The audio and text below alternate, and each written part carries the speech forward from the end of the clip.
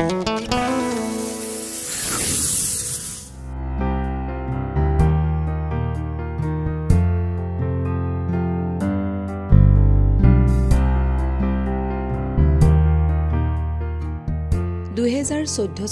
2 অক্টোবৰ মহাত্মা গান্ধীজীৰ জন্মদিনৰ দিনা দেশৰ প্ৰধানমন্ত্ৰী মাননীয় নৰেন্দ্ৰ মোদী ডাঙৰীয়াৰ সবল নেতৃত্বত আৰম্ভ কৰিছিল স্বচ্ছ ভাৰত অভিযান।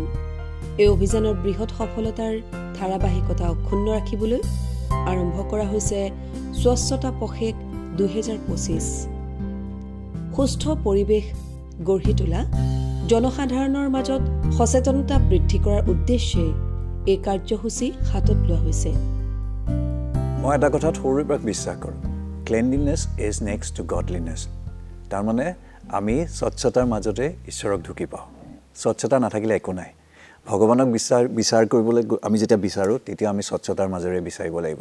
গতিকে মই এটা কথা সকলোকে আহ্বান জনাওঁ, মই নিজকো কৈ থাকোঁ যে আমি পৰিৱেশটো স্বচ্ছ কৰি ৰাখিব লাগিব, সুন্দৰ কৰি ৰাখিব লাগিব, যাতে ভৱিষ্যত প্ৰজন্ম এটা সুন্দৰ এটা স্বাস্থ্যৱান পৰিৱেশত তেওঁলোকে ডাঙৰ হ'ব পাৰে। আমি ভাৰতবৰ্ষত এইটোতে অলপ পিছুৱাই আছোঁ। আমি যদি সকলোৱে মিলি এই বস্তুটোত অলপ আগবাঢ়ি যাওঁ স্বচ্ছতাৰ ক্ষেত্ৰত, পৰিৱেশ ভালকৈ ৰখাৰ ক্ষেত্ৰত, তেতিয়াহ'লে আমাৰ দেশখন, আমাৰ ৰাজ্যখন, আমাৰ জাতিটো সদায় আগবাঢ়ি যাব আৰু আমাৰ ল'ৰা ছোৱালীবিলাকৰ, আমাৰ ভৱিষ্যত প্ৰজন্মৰ সুখৰ দিন হ'ব।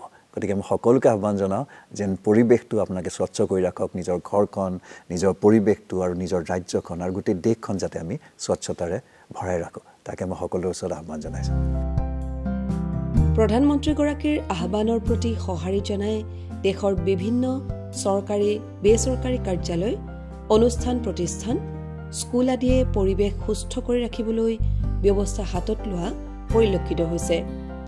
এই ক্ষেত্ৰত গুৱাহাটীৰ নাৰেংগীস্থিত নাৰেংগী প্ৰাথমিক বিদ্যালয়ৰ শিক্ষক কৰ্মচাৰীয়ে এক সুন্দৰ ব্যৱস্থা হাতত লৈছে। মৰমৰ ছাত্ৰ ছাত্ৰীসকল, আজি মই তোমালোকক স্বচ্ছতাৰ বিষয়ে দুআষাৰমান ক'বলৈ লৈছোঁ। আমি সকলোৱে জানো যে 2014 চনৰ 2 অক্টোবৰৰ পৰা দেশৰ প্ৰধানমন্ত্ৰী সন্মানীয় নৰেন্দ্ৰ মোদী ডাঙৰীয়াই স্বচ্ছ ভাৰত অভিযান আৰম্ভ কৰিছিল। ইয়াৰ উদ্দেশ্য হৈছে আমি সকলোৱে নিজৰ পৰিৱেশ চাফ চিকুণকৈ ৰাখিব লাগে আৰু এখন স্বচ্ছ আৰু নিকা ভাৰতবৰ্ষ গঢ়িবলৈ চেষ্টা কৰিব লাগে। সেয়ে তোমালোকে ভৱিষ্যতে সকলোৱে নিজে আমাৰ পৰিৱেশ চাফ চিকুণকৈ ৰাখিবা, লগতে সামাজিক পৰিৱেশ নিকাকৈ ৰাখিবলৈ চেষ্টা কৰিবা। আমি যিমান পাৰি প্লাষ্টিক জাতীয় পদাৰ্থ বৰ্জন কৰিব লাগে। আমি প্লাষ্টিকৰ মোনা বা প্লাষ্টিকৰ ব্যৱহাৰ কম কৰিব লাগে আৰু এবাৰ ব্যৱহাৰ কৰা প্লাষ্টিক এবাৰ আমি যিমান পাৰোঁ বৰ্জন কৰিব লাগে। আমি বজাৰলৈ যাওঁতে সদায় হাতত কাগজৰ মোনা বা কাপোৰৰ মোনা লৈ যাব লাগে। আৰু তোমালোকে সকলোৱে গছ পুলি ৰুবা, সকলোৱে নিজৰ নিজৰ জন্মদিনত একোডালকৈ গছ পুলি ৰুবৰ কাৰণে চেষ্টা কৰিবা। আৰু আমাৰ বিশ্ব পৰিৱেশ দিৱস বা অন্যান্য উৎসৱ পাৰ্বণত আমি সমূহীয়াভাৱে আমাৰ বিদ্যালয়ত বা বাটৰ কাষত গছপুলি ৰোৱাৰ কাৰণে চেষ্টা কৰিব লাগে, যাতে আমাৰ পৰিৱেশটো নিকা হৈ থাকে। কাৰণ গছে আমাক অক্সিজেন দিয়ে আৰু কাৰ্বন ডাই অক্সাইড শোষণ কৰি আমাৰ পৰিৱেশ নিকাকৈ ৰাখে। গতিকে আমি সকলোৱে এডালকৈ নিজৰ জন্মদিনত এডালকৈ গছপুলি ৰোপৰ কাৰণে চেষ্টা কৰিম, হ'বনে? ছাত্ৰ ছাত্ৰীসকল যিহেতু দেশৰ ভৱিষ্যতৰ নাগৰিক, সেয়ে তেওঁলোকক পৰিৱেশৰ ওপৰত সঠিক জ্ঞান দি আগুৱাই নিয়াটো শিক্ষকসকলৰ প্ৰশংসনীয় পদক্ষেপ। তোমালোকে এই অভিযান, যিটো আমাৰ স্বচ্ছতা অভিযান, যদি আমি এবাৰ আৰম্ভ কৰোঁ ই কেতিয়াও শেষ নহয়, সদায় চলি থাকিব। আমি ঘৰ দুৱাৰ বা আমাৰ পৰিৱেশ এদিন চাফা কৰিলেই নহয়, আমি সদায় চাফা কৰি থাকিব লাগিব। গতিকে আমি আমাৰ পৰিৱেশ বা বিদ্যালয়খন, আমাৰ ঘৰৰ ওচৰ পাজৰ সকলোখিনি আমি চাফ চিকুণ কৰি ৰাখিব লাগিব। আৰু তোমালোকে কেতিয়াও প্লাষ্টিক ব্যৱহাৰ নকৰিবা। এতিয়া তোমালোকে মই কোৱা কথাখিনি বুজি পাইছা নিশ্চয়? মই তোমালোকক দুটামান প্ৰশ্ন সুধিম, তোমালোকে মই সোধা প্ৰশ্নকেইটাৰ উত্তৰ দিবা। তোমালোকে প্লাষ্টিক ব্যৱহাৰ কৰিবা নেকি? ঘৰখনৰ লগতো স্কুলখন চাফা কৰি ৰাখিবানে? তোমালোকে ভৱিষ্যতে গুটখা, ধূমপান জাতীয় কিবা ৰাগিয়াল বস্তু সেৱন কৰিবা নেকি? বজাৰলৈ গ'লে কাপোৰৰ মোনা নিবা নে প্লাষ্টিকৰ মোনা নিবা?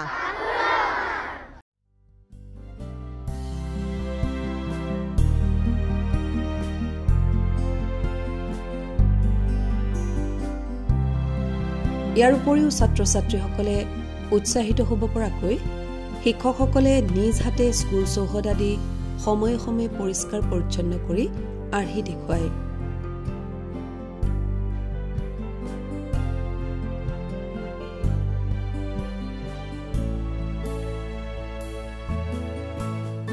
স্বাধীনতা আন্দোলনৰ সময়তে মহাত্মা গান্ধীয়ে দুটা কথাই মনলৈ আনিছিল ভাৰত স্বাধীনতা আৰু স্বচ্ছ ভাৰত এই দুটা কাৰ্যসূচী তেখেতে সমানে আগধৰি লৈ গৈ আছিল যদিও তেখেতে স্বাধীন ভাৰত কৰিলে যদিও স্বচ্ছ ভাৰতৰ ওপৰত কিমান তেখেতে আগবাঢ়িব নোৱাৰিলে আমাৰ ভাৰতৰ বৰ্তমানৰ প্ৰধানমন্ত্ৰী মাননীয় নৰেন্দ্ৰ মোদী ডাঙৰীয়াই যোৱা 2014 চনৰ 2 অক্টোবৰ গান্ধী জয়ন্তীৰ দিনাই এই স্বচ্ছ ভাৰতৰ ওপৰত তেখেতে এই কাৰ্যসূচী অভিযান কাৰ্যসূচী আৰম্ভ কৰিছিল আৰু তেতিয়াৰ পৰাই আজিলৈ এই কাৰ্যসূচী চলি আছে আৰু আমি জানো সমাজখন নিকা কৰিবলৈ হ'লেহে আমাৰ মানুহবোৰৰ মনবোৰ নিকা হ'ব আৰু সেই ওপৰত লক্ষ্য ৰাখিয়ে নৰেন্দ্ৰ মোদী ডাঙৰীয়াই এই স্বচ্ছ ভাৰতৰ ওপৰত এই পদক্ষেপ লৈছে আমি এই জগতে তেখেতকো আমি ধন্যবাদ জ্ঞাপন কৰিলোঁ আমি স্বচ্ছ এইকাৰণে হ'ব লাগে যদি পৰিৱেশটো যদি স্বচ্ছ নহয় তেতিয়া আমাৰ মনবোৰো স্বচ্ছ নহয় আৰু পঢ়াৰ প্ৰতি ছাত্ৰ ছাত্ৰীসকলক হওক এই স্বচ্ছৰ ওপৰত যদি জ্ঞান নাথাকে তেওঁলোকৰ এই সৰুৰ পৰাই যদি এই জ্ঞানটো নাথাকে পিছলৈ তেওঁলোকৰ এই স্বচ্ছৰ ওপৰত অলপো মনোনিৱেশ নকৰিব যাৰ ফলত পৰিৱেশটো সমাজখন বৰ দুৰ্গন্ধময় হৈ পৰে তাৰ বাবে এই স্বচ্ছ ভাৰতৰ এই কাৰ্যসূচীটো অভিযানটো লোৱাৰ বাবে আমি আটাইলে ধন্যবাদ জ্ঞাপন কৰিছোঁ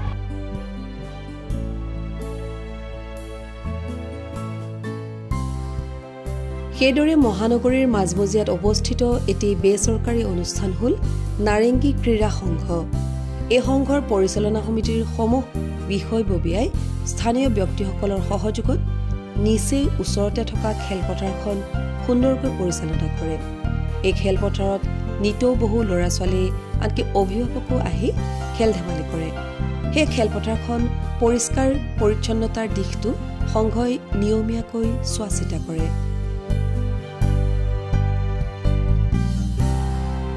আমাৰ এই বৃহত্তৰ নাৰেংগী অঞ্চলত এই পাথৰকাৰী একমাত্ৰ এখন আমাৰ বৰ্তমান খেলপথাৰ আৰু এই খেলপথাৰখনক যৎপূৰ্ণ আমি চেষ্টা কৰিছোঁ খুব সুন্দৰভাৱে ৰাখিবৰ কাৰণে আৰু প্ৰত্যেকজন আমাৰ যিকেইজন আমাৰ এই আমাৰ ক্ৰীড়া সন্থাৰ লগত জড়িত প্ৰত্যেকজন সদস্য আমাক যথেষ্টখিনি উৎসাহ দিয়ে আৰু আমাৰ এইখন যিহেতু একমাত্ৰ ফিল্ড এইখন ফিল্ডতে এতিয়া আমাৰ যি চৰকাৰী অনুষ্ঠানেই হওক বেচৰকাৰী অনুষ্ঠানেই হওক আমাৰ খেল ধেমালি হওক সাংস্কৃতিক অনুষ্ঠানে যিহেতু আমাৰ ক্ৰীড়া আৰু সাংস্কৃতিক এই দুইটা অনুষ্ঠানে আমাৰ ইয়াতে আমি কৰোঁ আৰু তাৰ ভিতৰত আমাৰ ইয়াতে আমাৰ বিশেষকৈ আমি দুৰ্গা পূজাটো আৰু আমাৰ বহাগ বিহুৰ যিটো আমাৰ সাংস্কৃতিক অনুষ্ঠান আৰু ভোগালী মেলা এই তিনিটা আমি ইয়াতে ৰাখিছোঁ আৰু পৰৱৰ্তী সময়ত আমাৰ থাকিব আৰু অনুষ্ঠানবিলাক আমাৰ আৰু তাৰ লগতে আমাৰ খেলা ধূলাৰ কাৰণে আমাৰ যিহেতু ইয়াৰ ওচৰত বহুতো বেচৰকাৰী চৰকাৰী স্কুল আছে কলেজ আছে তেওঁলোকৰ নিজৰ ফিল্ড নাই আজি তেওঁলোকে এইখন ফিল্ডতে আহে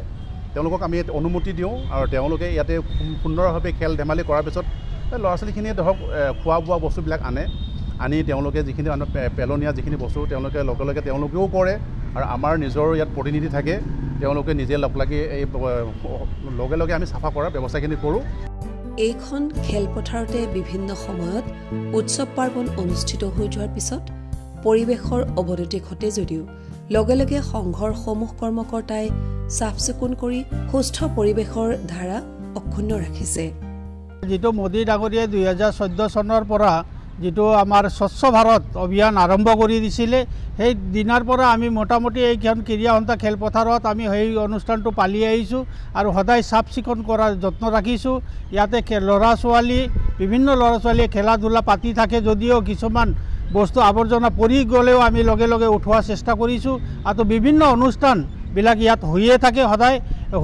কেইদিনমান আগতে ইয়াতে ভোগালী মেলাও হৈ গৈছিল ভোগালী বিহু পাতিছিলোঁ আমি সেই বিহুৰ যিবিলাক কমিটি সেই কমিটিবিলাকে আমাৰ লগত লগ হৈ কিনি একেলগে স্বচ্ছ ভাৰত আমি কৰিছোঁ আৰু ফিল্ডখন চাফ চিকুণ হিচাপে ৰখাৰ কাৰণে আমি চেষ্টা অব্যাহত ৰাখিছোঁ